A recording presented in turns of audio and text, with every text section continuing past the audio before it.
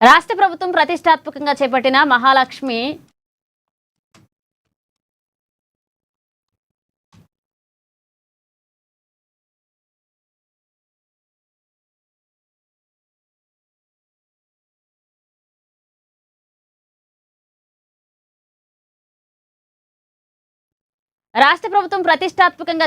మహాలక్ష్మి పథకం మహిళల ఆర్థిక అభివృద్ధికి సాధికారతకు పెద్దపీట వేస్తుందని జిల్లా కలెక్టర్ రాజర్షిష అన్నారు.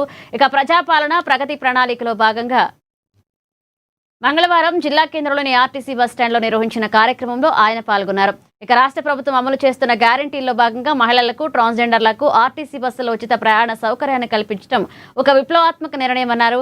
ఈ పథకం ప్రారంభం నుండి రాష్ట్ర వ్యాప్తంగా ఇప్పటి వరకు 290 కోట్ల మంది మహిళలు ఉచితంగా ప్రయాణించారని, తద్వారా సుమారు 10,000 కోట్ల రూపాయల ప్రయాణ ఛార్జీలను ఆదా చేసుకున్నారన్నారు. ఆదిలాబాద్ జిల్లాలో ఈ పథకం కింద సుమారు 2.55 కోట్ల మంది మహిళలు ఉచిత ప్రయాణ సౌకర్యాన్ని వినియోగించుకున్నారని తెలిపారు.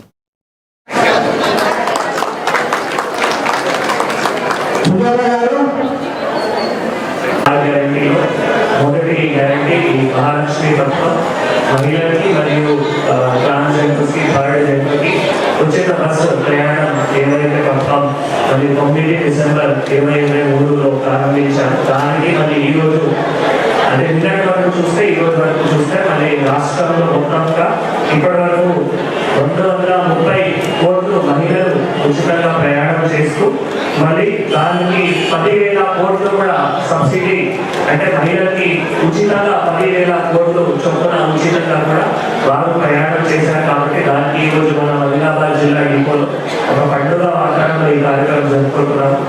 సో నిన్ననే నైట్ మాకు స్టేట్ ఇన్స్ట్రక్షన్స్ రావడం జరిగింది. దానికి వెంటనే మళ్ళీ డిఎం గారు, డిఆర్డీఓ గారు, డిడబ్ల్యూ గారు, పీడీఎఫ్ గారు, ఉపటిఆర్ఎం గారు వీళ్ళందరూ కలిసి ఎలక్ట్రానిక్ అందరూ కలిసి కూడా ఈరోజు కార్యక్రమం జరుపుకుంటున్నాము. సో మహిళలందరికీ కూడా నా తరఫు నుంచి హృదయపూర్వక శుభాకాంక్షలు తెలియజేస్తున్నాము. ఎందుకంటే ఇప్పుడు చాలా వినూత్నంగా ఒక స్కీమ్ మన రాష్ట్ర ప్రభుత్వం తీసుకొని రావడం జరిగింది. మహిళలు అన్ని రంగాల్లో ముందుకు వెళ్ళాలి, మహిళలతో పాటు ట్రాన్స్జెండర్స్ కూడా అన్ని రంగాల్లో ముందుకు వెళ్ళాలి. దీంతో ఉద్దేశం ఏమవుతుంది అంటే మహిళలు మరి అన్ని రంగాల్లో ముందుకు వెళ్ళి మరి వారి చేతిలో డబ్బులు మిగిలినైతే వారి కుటుంబాన్ని బాగా చూసుకుంటారు.